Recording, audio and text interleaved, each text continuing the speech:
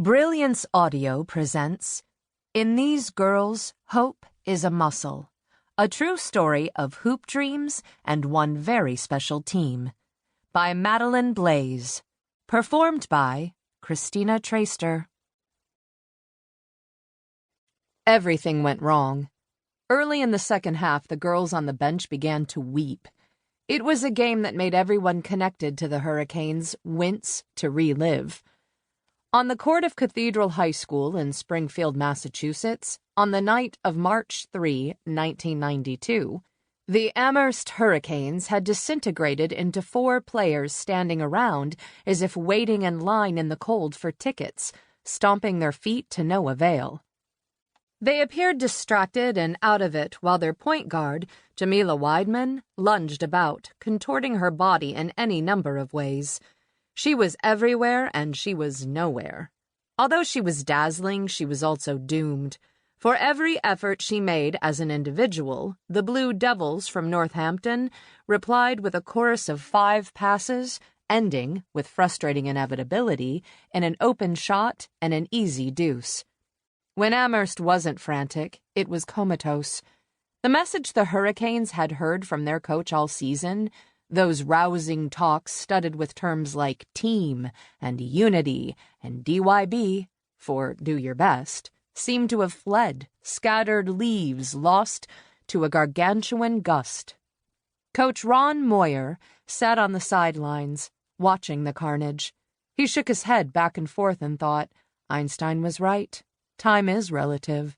When you're winning, the game can't end soon enough, and every second on the clock moves forward as slowly as traffic caught behind a farmer on a tractor towing a corn planter. When you're losing, like tonight, it's over in seconds, a sudden skid on glare ice. Tonight's loss fit an old pattern. As usual, the Hurricanes had had a distinguished regular season, winning 20 games and losing only once. Yet for the 5th year in a row, when it came to the crunch of the playoffs, Amherst lacked that final hard-scrabble ingredient that would take them over the top. A scrappiness was missing, that hard-driving desire to be the best.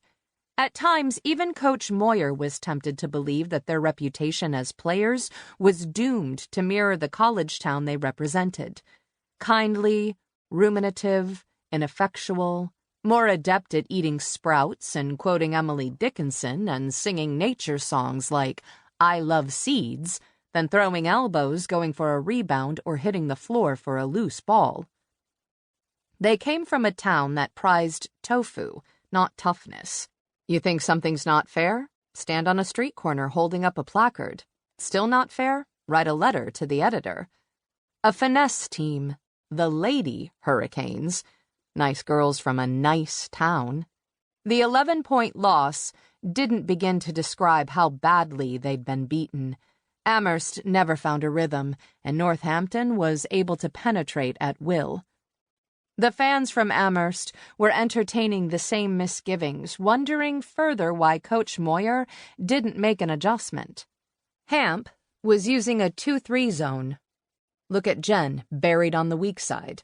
Why was Coach Moyer keeping Kathleen Poe, a junior forward, on Lauren Dembski, who was eating her alive? When the game was over, Kathleen couldn't even walk off the floor to the locker room without first collapsing in a corridor outside Cathedral's gym, the neutral site, which at this moment engendered feelings that were anything but neutral. Immobilized, she placed her head in her arms.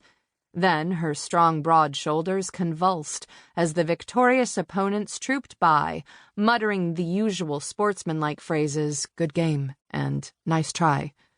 The well-intentioned comments only made it worse. Out-and-out trash talk would have been easier to take. The weeping continued as their tin can of a school bus, nicknamed the Yellow Cadillac precisely because it lacked both comfort and style, headed out of Springfield on a journey that would last an hour through a cold, dark maze of small towns, Ludlow and Granby and Belchertown, past what Dickinson once called lonely houses off the road a robber'd like the look of. Some players kept to themselves, others played music quietly and spoke in subdued tones.